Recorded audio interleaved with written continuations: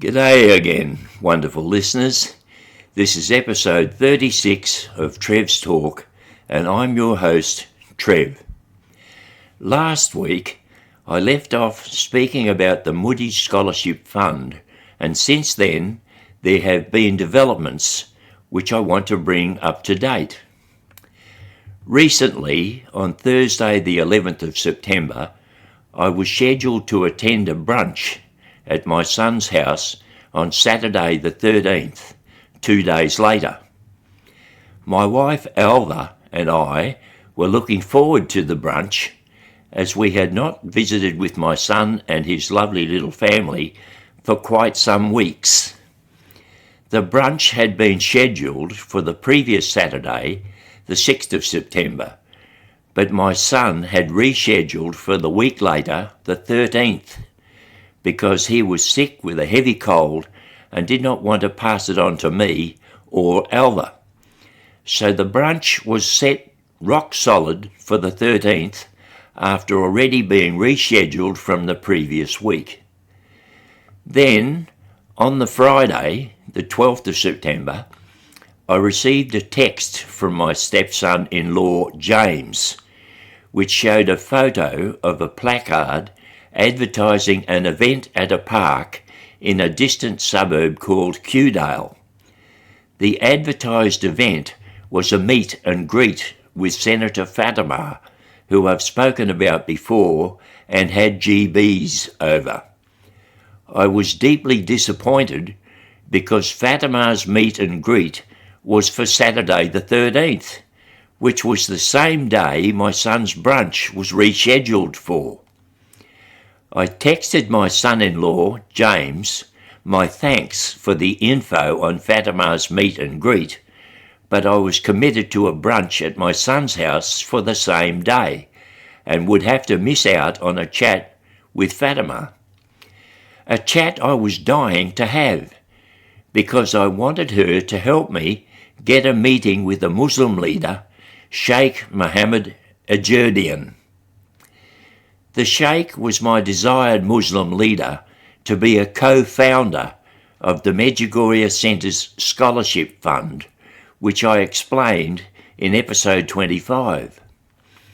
I knew Fatima would be able to arrange a meeting between me and the Sheikh. So you should be able to see that I was really deeply disappointed to miss Fatima's meet and greet.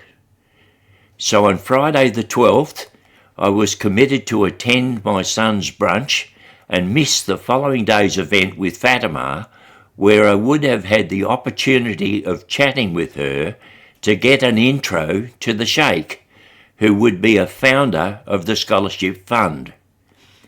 He is the main person I'm trying to build the Scholarship Fund project on. If I can get the Sheikh, he will assist me in getting the next founder required, the Chief Rabbi of Perth's Jewish community. So Friday the 12th, I was to miss Fatima's meet and greet on the following day, Saturday the 13th. I was going to my son's brunch that day. The brunch was locked in, and I was feeling happy to go to it and unhappy to miss out on Fatima's meet and greet. I was severely conflicted. Then, you won't believe it, but on the afternoon of Friday the 12th, my son texted me to say he was still affected by the heavy cold and was again rescheduling for the next weekend. I should have been feeling bad for my son still suffering ill health, but truthfully, I say to you, I was almost jumping for joy. His rescheduling for the next week meant I could attend Fatima's meet and greet. In actual fact, by then, my son was only slightly affected and was worried that if the brunch went ahead, he just might pass his cold onto me or Alva. But I was wondering if his rescheduling to make it possible for me to chat with Fatima might have been a touch of divine intervention. With all the special dreams, GBs, and ecstasy experiences I am blessed with, divine intervention is not out of the question. Anyway, I was successful at Fatima's meet and greet. I got some quality time with her and was able to explain to her my plan for having the three great Abrahamic faiths found and support the Moody Scholarship Fund project. She readily agreed that the scholarship project would attract strong media attention and help considerably towards countering Islamophobia, which is running rife in Australia at present. She saw that Sheikh Mohammed, as a leader in the Muslim community, would be interested in founding and supporting the Scholarship Fund.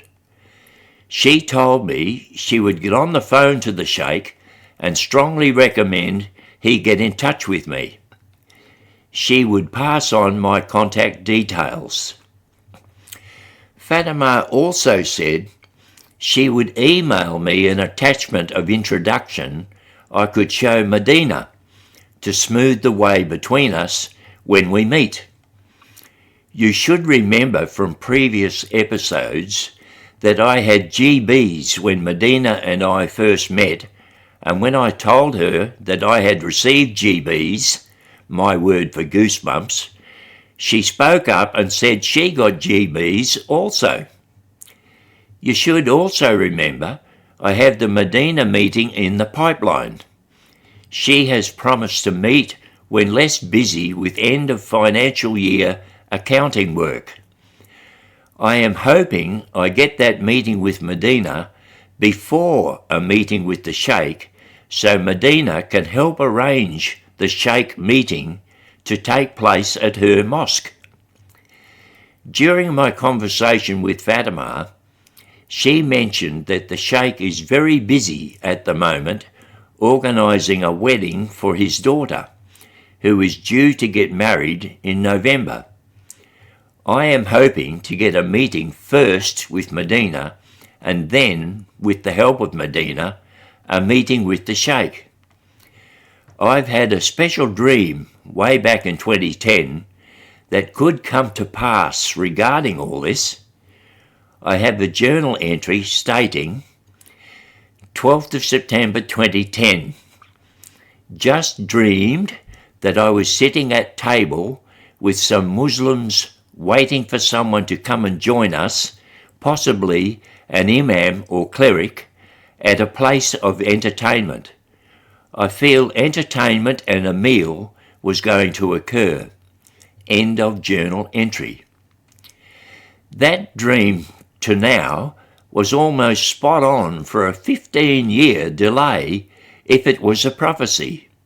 Dream in 2010 to now in 2025. And I know from chatting with Medina when we first met that she, as part of her job at the mosque, runs the restaurant cum entertainment section at the mosque. So that prophecy from all those years ago may come to pass very soon now. It would be good for me if my meeting with the Sheikh happens at our local mosque with Medina present as well. I will be trying to show the Sheikh that the Moody Scholarship Fund project will produce meaningful media and be a strong counter against Islamophobia.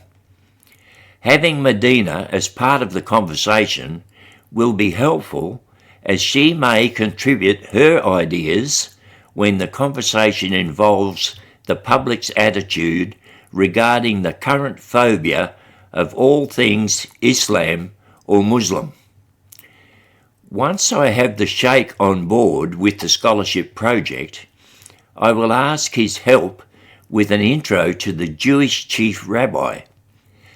My job with the chief rabbi, once I get to a meeting with him, will be to show him that the Moody Scholarship Fund project will raise meaningful media coverage that counters anti-Semitism and will help the public to be more accepting of Australian Jewry.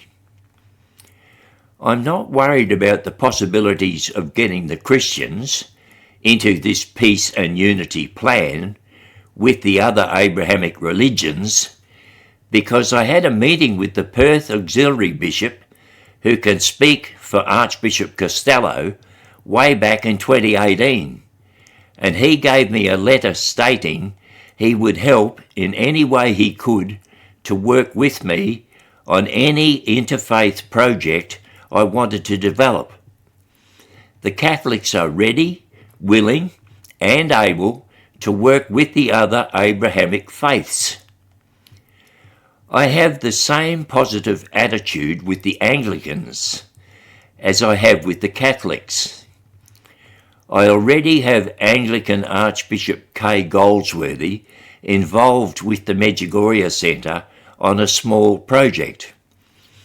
When getting that project up and running, I found Archbishop Kay wonderful to deal with and am confident she will give me a good hearing and come on board with the scholarship project.